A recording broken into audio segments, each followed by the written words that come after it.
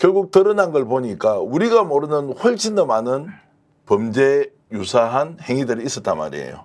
그럼 우리를 자책하면서도 야 이건 더 아니야라고 하면서 더 좀 거세게 싸워야 되는 거 아닌가 이런 생각이 들거든요. 빠진 거죠. 힘 빠진 거. 힘이 빠져버렸습니까?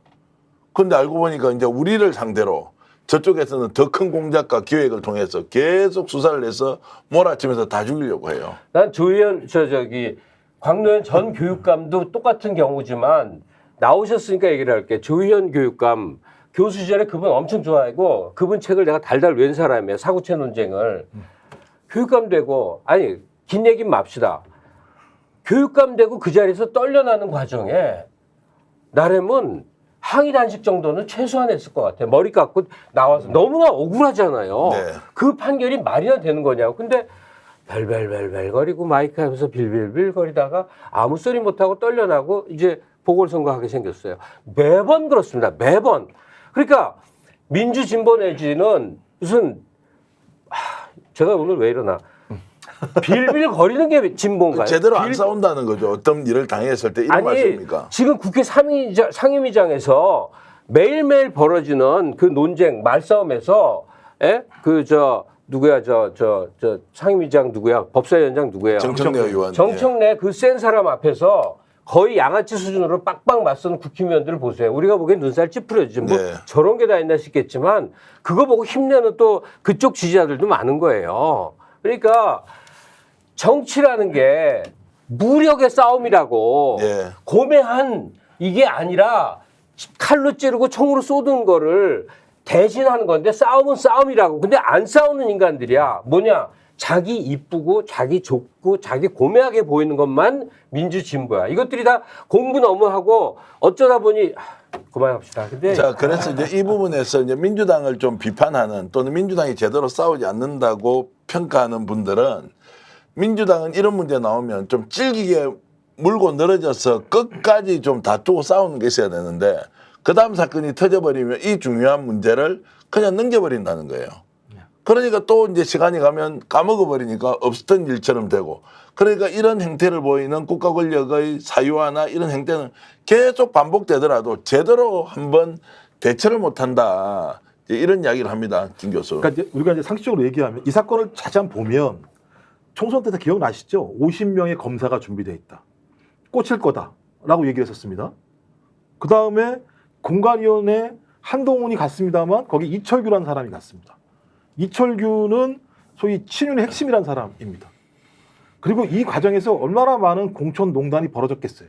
이 내용만 들어봐도 그거 현실이 됐건 안 됐건 상관없이 그 다음에 김건희 씨가 한동훈 비대위원장 및 선대위원장한테 선거 문제와 관련해서 내가 사과할지 말지 문자를 보내는 상황이 벌어졌습니다. 이 정도 정황이라면 당연히 대통령실이 개입했을 거고 대통령실 개입해서 소위 대통령 부인의 몫이 분명히 있을 거라고 우리는 그냥 추정할 수 있는 거잖아요. 상식적으로 추정할 수 있는 거잖아요. 근데 이게 뉴스토마토에서 나왔어요. 나온 다음에 확인되는 사람은 누구냐면 국회의원 AB. 우리는 네. 알 수 없습니다만. 그다음에 AB 안에 만약에 이준석 의원이 안 들어가 있다면 3명이잖아요. 이준석 의원은 그런 제보를 들었다고 본인이 얘기했어요. 완성이 안 됐다고 얘기를 했죠. 그래놓고 자기 입으로 뭐라고 했습니까? 선의의 조언이라고 대통령 부인을 감싸줘요. 그다음에 유일하게 김웅 전 의원 정도가 이거 선거법 위반이라고 자기 입으로 얘기를 한 상황입니다. 근데 AB 중에 한 명은 개혁신당이 있을 거라고 얘기를 해요. 근데 여기서 하나도 뭐가 안 나와요. 그러면 이 AB가 어떻게 알았느냐? 김영선 전 의원이 본인이 이 당에 들어오려고 소위 비례 공천을 받으려고 했다라고 우리 추정하는 거잖아요. 그러면 김영선이 뭐 대단한 사람이라고 수점을 먹은 사람 갖다 데리고 와가지고 개혁신당이 공천을 주겠습니까? 자기가 뭔 보따리 갖고 왔겠지. 이런 정황들을 보면 저는 개혁신당에 있는 의원들도 마찬가지입니다만 이 문제 본인이 가지고 있으면 공개라는 게 원칙인 거죠. 민주주의를 위해서라도 상식적이라면. 근데 거기에 있는 이준석 의원이라는 사람은 선의의 조언이라고 거기 갖다가 싹 감싸주고 개혁신당에 있는 의원들 누구도 이 부분에 대해서 내용들을 공개하지 않고 있는 상황. 전 뉴스토마토도 마찬가지예요. 목숨 걸어야 되거든요. 가지고 있더라도 만약에 가지고 있지 않았다면 이 내용이 폭발하면 그 얘기를 공개하겠다는 사람이 공개 못하겠다고 얘기할 수도 있는 거예요. 그러니까 이준석 얘기를 좀 해야 될 것 같은데 그 이준석 씨가 지금 무슨 생각을 할까를 추정을 해보면요. 생각보다 빠른 속도로 국힘을 먹을 수 있겠구나라고 틈을 보고 있는 것 같아요. 근데 그 잔수를 써갖고는 큰 정치는 못 됩니다. 이준석이도 뭐 대통령 꿈을 꾸는 사람인데 지금 그림은 다 지금 그려졌고 그게 너무 명확해요. 그러니까 김건희가 살아오면서 신세진 사람들, 윤석열 씨 신세진 사람들 이제 공천 때 다 내려 꼽아갖고 다 은혜 갚고 내 사람으로 이제 깔으려고 그랬는데 1,000만 뜻밖에 한동훈이가 저항을 하네. 그래갖고 이제 정말 철천지 원수처럼 등을 돌렸네. 그 속에서 김영선이가 똑같은 이제 완전히 그냥 낙동강 오리알이 됐네. 김영선이가 이제 개혁신당이라도 찾아가서 비례 1번 주세요 했더니 주려고 그랬네. 김종인 박사가 끊었다는 게 정설이에요. 김종인 선생도 그 일관된 입장이 있거든. 근데 김영선 같은 사람 줘갖고는 이거 안 된다 해갖고 김종인 선생 막혔다. 이게 이제 되게 그림이에요. 그 틈바구니 안에서 적어도 좋은 보수가 있는 거거든요. 뭐 영남 토호라는 비난도 듣지만 전통과 뿌리가 있는 그걸 재건하는 게 이준석의 일이거든.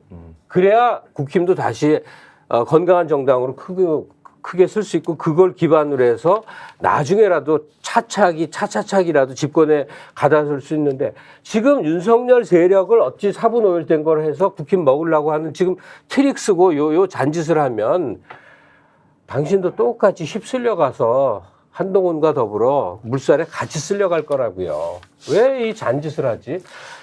지금 이준석 씨가 할 수 있는 선택은 딱 둘 중에 하나예요. 윤석열 정권 조기 퇴진에 오히려 가장 큰 공을 세우고 앞장서는 길이 하나 있고 이 속에서 국힘하고 합세해서 그 안에 다시 일원이 되는 거하고 양갈래 속에 서 있는데 지금 보면 볼수록 트릭 쪽으로 지금 가려고 그러는 것 같단 말이에요. 너무나 안타까운 모습이죠. 스픽스는 말하는 언론입니다. 대세는 유튜브, 그중에서 스픽스.